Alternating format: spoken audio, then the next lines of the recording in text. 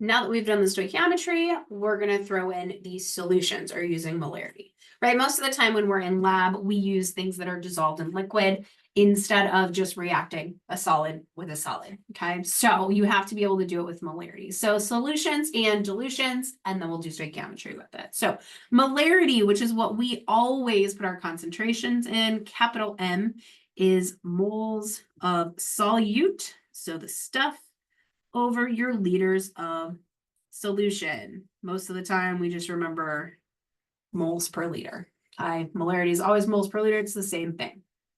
Now, anytime you are making a dilution or you are adding water or you're adding another solution, you're going to have to use the M1V1 equals M2V2 equation. We will be using that a lot in lab because you have to dilute to get to a specific volume. Remember, the ones would be like your stack solution usually, and your twos are your new solution, your volume and your molarity. Okay, the volumes can be in milliliters or liters, doesn't matter as long as they match. So example number 10, I've got 5 milliliters of a 0.1 molar sodium hydroxide and 15 milliliters of water are added together. So my new volume would be 20 milliliters. What is the new molarity of the NaOH solution? This phrase, new molarity, tells me I made a dilution. Also, I added water, made a dilution. So you can pause this and try if you want to. I am going to walk through it now, though. So I've got 5 milliliters of 0.1 molar. So that is my V1. So V1 and M1, so 0.10 molar. That's my M1. 5 milliliters is my V1 equals. I want to know the new molarity, so I'm looking for M2. And my new volume is 20 milliliters. Okay, I added 15. So the new volume does have to be the total new volume. Another thing you want to keep in mind when we get into lab. And that is my new total volume. So my molarity now is 0.025 molar. I kept 2 sig figs because the previous molarity had 2 significant figures. Again, you're going to have to be doing this a lot in class.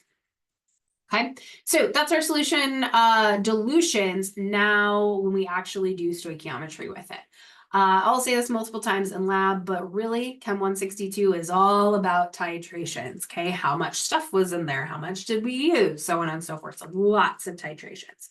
Okay, so a titration is really just a chemical reaction, but we're trying to do it in solution. So a titration is a chem reaction in solution to find, usually to find a concentration, but it can be to find an identity. It can be to find a pH, something like that. But usually it's to find the concentration of something. Now, since it's a reaction, you do have to do stoichiometry. Okay, so reaction means it is stoichiometry, which means we are going to convert to moles, mole ratio, and then convert to, it's either going to be grams or liters or milliliters or whatever. Depends kind of on what the question is asking for. Now, what is different between this and the other stoichiometry? Well, since I'm not using a scale to measure a mass to get our moles, we're going to have to use the molarity. Okay, that's really the only difference. You can do it in dimensional analysis. You can plug it into molarity equals moles over liters. I don't care how you do it, but you got to find your moles using the molarity instead of the molar mass. Okay, that's really the difference. Now, some of you might be like, well, I thought I could use M1V1 equals M2V2. Well, you can only use M1V1 equals M2V2 in a titration if it is 1-to-1. If it is not a 1-to-1 chemical reaction, you cannot use M1V1 equals M2V2. So if you want to make a note to that, you can. You can use M1V1 equals M2V2. Oops. If, got ahead of myself, it's 1-to-1. If it's not 1-to-1, can't do that. You have to have a mole ratio in there somewhere.